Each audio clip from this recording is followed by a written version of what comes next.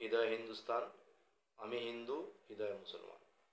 BJP যাই বক্তব্য দিক, আমাদের অঙ্গীকার এটাই। এই পশ্চিমবাংলায় হিন্দু মুসলিম কোনো ব্যাপার নাই। এখানে দুর্গা পুজোতেও যেমন আপনি মুসলিম সম্প্রদায়ের লোককে পাবেন, আমরা নিজেরা মুসলিম হলেও আমি এখানে আমার এই এরিয়াতে বড় একটা কালী পুজো করাই। সেখানে আশা করি এখানে যারা সাধারণ মানুষ তারা সকলেই জানে।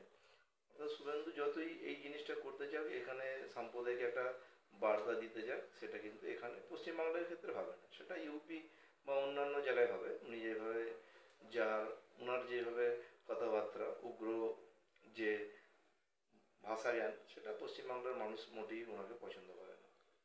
যেভাবে বাংলায় কথা বললে বাংলাদেশি বলা হচ্ছে এবং যেভাবে বাঙালিদের উপর একটা অত্যাচার নেমে আসছে, কি মনে করছেন 2026-এ আপনারা মানে কিভাবে বোঝাচ্ছেন, তাদের পাশে যাচ্ছেন তৃণমূল কংগ্রেসের সৈনিক হিসেবে?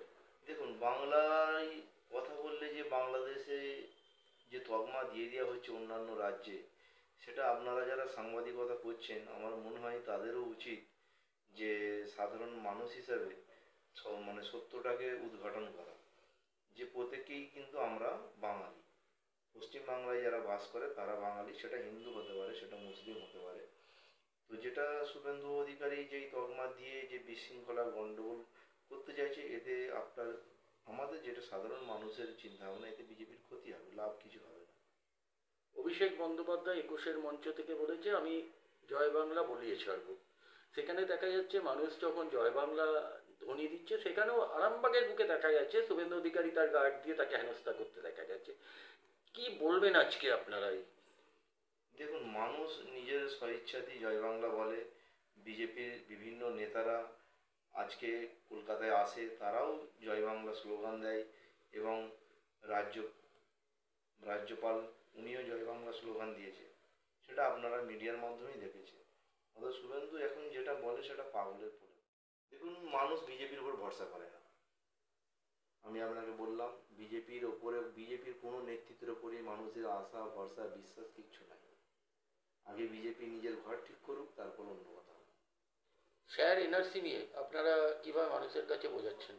যেভাবে মানুষ এখন ভয়ে বিধ্বস্ত হয়ে আছে এই স্যার এনআরসি নিয়ে, তো সৈনিক হিসেবে আপনারা কি করে মানুষের কাছে গিয়ে তাদেরকে বোঝাচ্ছেন? দেখুন, আমরা এসআইআর নিয়ে মমতা ব্যানার্জি যে বক্তব্যগুলো দিয়েছে সেটার উপরেই আমরা জোর দিয়েছি। আর এসআইআর নিয়ে বিহারের ক্ষেত্রে আমরা যেটা দেখলাম, সুপ্রিম কোর্ট একটা রায় দিয়েছে, আধার কার্ড সেখানে গ্রহণযোগ্যতা পেয়েছে।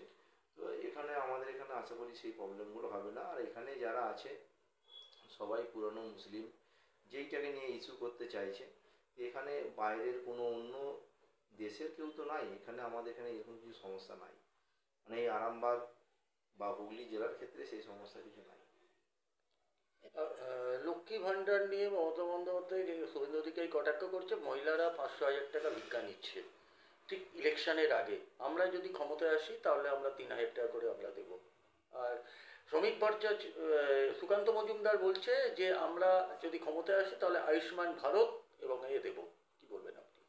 দেখুন, লক্ষ্মী ভাণ্ডার দিয়ে যদি ওরা এই কথা বলে থাকে, তাহলে দিল্লির মুখ্যমন্ত্রী যিনি হয়েছেন, উনি তো ওখানে লক্ষ্মী ভাণ্ডার চালু করার জন্য মমতা ব্যানার্জির যে প্রকল্প, সেই প্রকল্প কিন্তু কপি করা হয়েছে। তাহলে তো ওনারা মুখে এক বলে আর বাস্তবে করে এক। তাহলে ওনাদের উপর বিশ্বাস, আগেই বলেছিলাম, মানুষ বিজেপিকে কেউ বিশ্বাস করে না। ধর্মীয় সমীকরণ দিয়ে একটা বিভাজন সৃষ্টি করে যেটা চলছে সেটাই। 2026 নির্বাচনে আপনারা মাননীয় মুখ্যমন্ত্রী হাতে কি উপহার তুলে দেবেন? আমরা চেষ্টা করবো পুরো বিধানসভা যাতে আমরা জিতিয়ে দিতে পারি, এটাই। বারবার দলকে সমঝোতা এবং কাজ করতে বলা হচ্ছে, সেখানে দেখা যাচ্ছে দলীয় কোন্দল একটা বেড়ে গেছে। কি বলবেন আপনি? এখন দলীয় কর্মী বলতে এখানে এখন তো সর্বত্র আমরা একসাথেই কাজ করছি। তা এখন আগে যে জিনিসগুলো ছিল এখন অনেকটা সংযত হয়ে সবাই একত্রিত হয়ে কাজ করছে। আদি নব্য বলে একটা চলে আসছে, পুরনো যারা দলীয় কর্মী তাদেরকে দলে ফিরিয়ে আনার কথা বারবার মমতা বন্দ্যোপাধ্যায় উচ্চারণ করছে। সেখানে দেখা যাচ্ছে যে যারা পুরনো কর্মী তারা যোগ্য সম্মানটুকুনি পাচ্ছে না। কি বলবেন আপনি? দেখুন, এখানে আমাদের যারা এই বিষয়টা নিয়ে, আমার জেলা সভাপতি যিনি আছেন, উনি ভালো বলতে পারবেন, কারণ এগুলো দলের আভ্যন্তরীণ ব্যাপার। আমরা অনুরোধ করবো আপনাদেরকে জেলা সভাপতির সাথে বা জেলা চেয়ারম্যান যারা আছে তারা এই বিষয়ে